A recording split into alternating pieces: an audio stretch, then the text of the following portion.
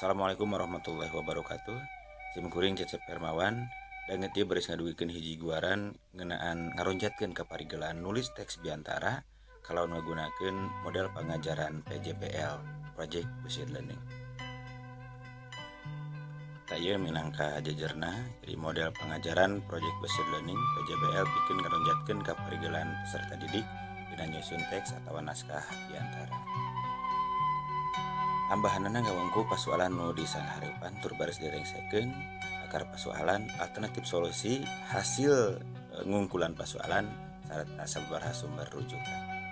Taya nu jadi pasoalanana nyatana peserta didik kelas 11 SMA Negeri Hiji Purwakarta kurang daria kana pangajaran basa Sunda dina materi biantara utamana patali jeung kagiatan nyusun teks atawa naskah biantara.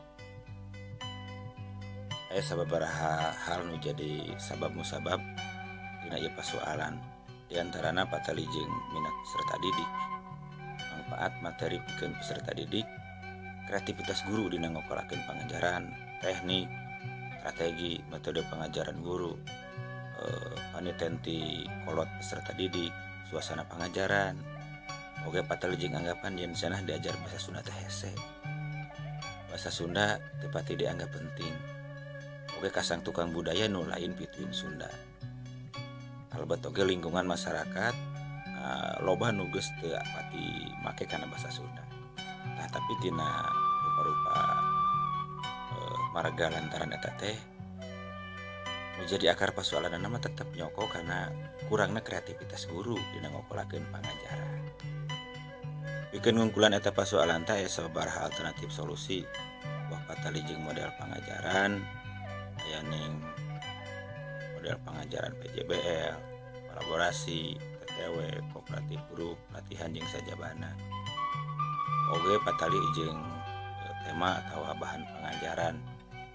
Tapi tina rupa-rupa eta alternatif solusi teh minangka solusi anu paling cocok atawa relevan nyata baris ngagunakeun model pengajaran PJBL. Model pangajaran PJBL minangka alternatif solusi pikeun ngungkulan akar pasoalan kurangna kreativitas guru dina ngokolakeun pangajaran anu tujulna pikeun ngaronjatkeun kadarian peserta didik dina nyusun teks atau naskah biantara dina prak-prakanana diadu maniskeun jeung pamaragan saintifik, quotes, TPACK sarta ngagunakeun teknik diskusi, tanya jawab jeung merepance. Ieu mangrupa gambaran umum tahapan kegiatan inti model PJBL. Ngawengku mintonkeun contoh teks biantara bari nepikeun pasoalan esensial upamana bae hidup kedah tiasa nyusun teks atau naskah biantara cara kieu malah tiasa leuwih hadebatan ieu. Teras nyusun atau nangtukeun jejer-jejer nu rek didiskusikeun nitenan kalawan neuleuman contoh teks biantara pikeun dipatalikeun jeung tema sewang-sewangan.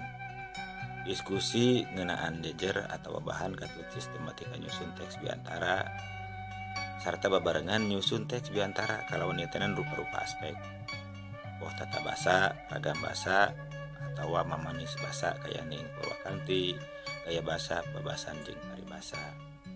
Sarta salila lumangsungna diskusi kelompok guru tetap aktif salaku fasilitator jeung mediator. Hasilna kumaha? Kalawan model pangajaran PJBL bisa katiten yen kreativitas guru dina ngokolakeun pangajaran ngaronjat sarta tujulna kadariaan atawa sikap positif peserta didik kana pangajaran basa Sunda dina materi biantara utamana patali jeung kagiatan nyusun teks atawa naskah biantara oge ngaronjat.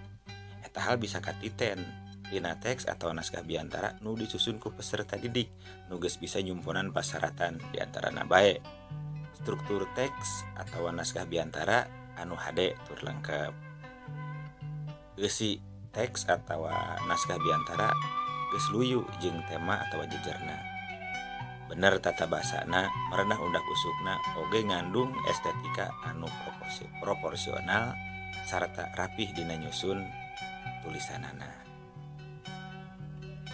Ieu aya sabaraha sumber rujukan solusi anu tiasa diakses.